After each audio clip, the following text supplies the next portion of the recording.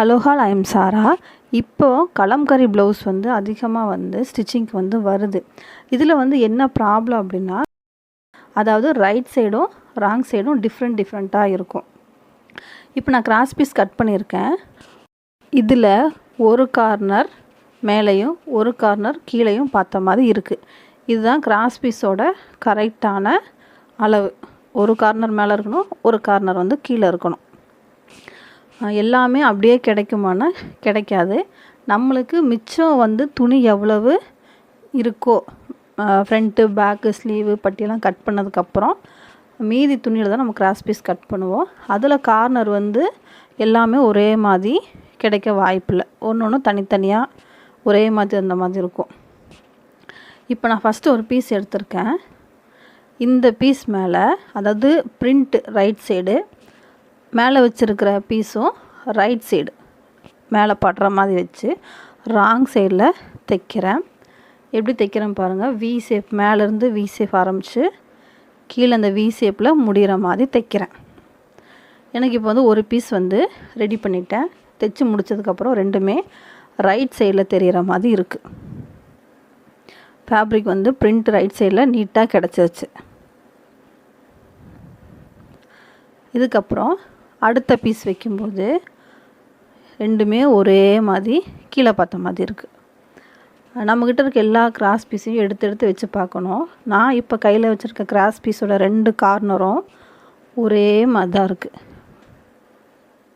பார்த்திங்கன்னா தெரியும். ஒன்று மேலே ஒன்று கீழெல்லாம் இல்லை, ரெண்டுமே ஒரு பக்கம் பார்த்த மாதிரி தான் இருக்குது. இப்படி இருக்க ஒரு சில கிராஸ் பீஸை வச்சு தான் நம்ம இந்த மாதிரி பிரிண்ட்டு வர்ற ஃபேப்ரிக்கில் தைக்க முடியும். அது கண்டிப்பாக கிடைக்கும். நம்ம கட் பண்ணும்போதே ஏதோ ஒரு 2-3 பீஸ் இந்த மாதிரி கிடைக்கும். அதில் அட்ஜஸ்ட் பண்ணி தைச்சிட்டு வரணும்.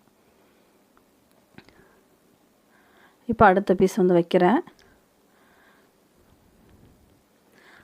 பிரிண்ட் சைடும் படுற மாதிரி வச்சு தைக்கும்போது கரெக்டாக நம்மளுக்கு ரைட் சைடில் ஃபினிஷிங் கிடைக்கும்.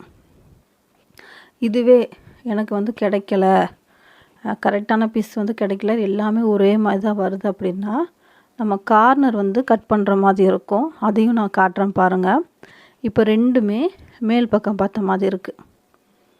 இப்போது மேலே பார்த்த கார்னர் இருக்குல்ல, அப்படியே ஆப்போசிட்டில் கீழே பார்த்த மாதிரி கட் பண்ணுறேன் கிராஸாக. இப்படி கட் பண்ணாதான் இதுக்கு செட் ஆகும். நம்ம எல்லா பீஸையும் இப்படி கட் பண்ணிட்டு இருக்க முடியாது, துணி பத்தாமல் போயிடும்.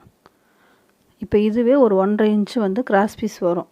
கிராஸாக தான் இருக்குதுன்னு நினைக்காதீங்க. கட் பண்ணது அதில் துணி வேஸ்ட் ஆகும் கண்டிப்பாக.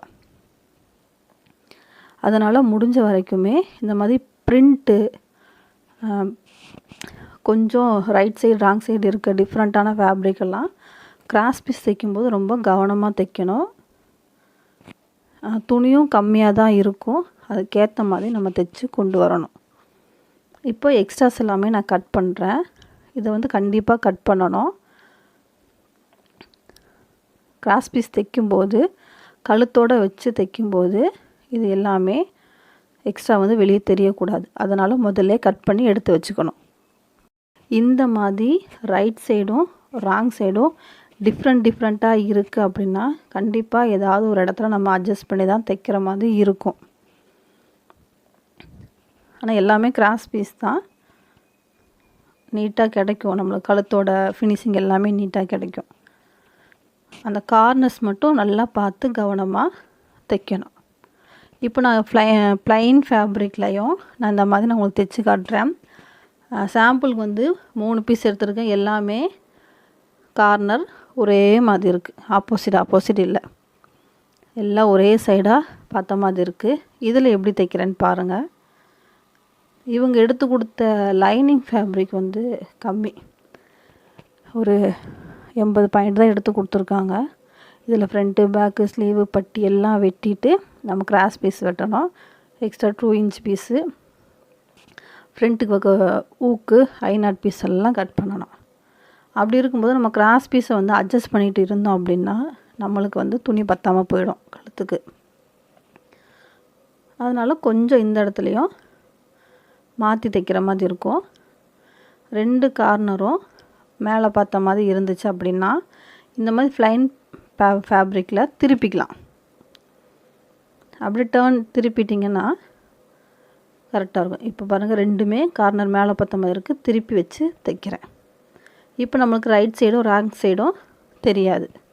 இந்த லைனிங் ஃபேப்ரிக்கில், ப்ளைன் ஃபேப்ரிக்கில்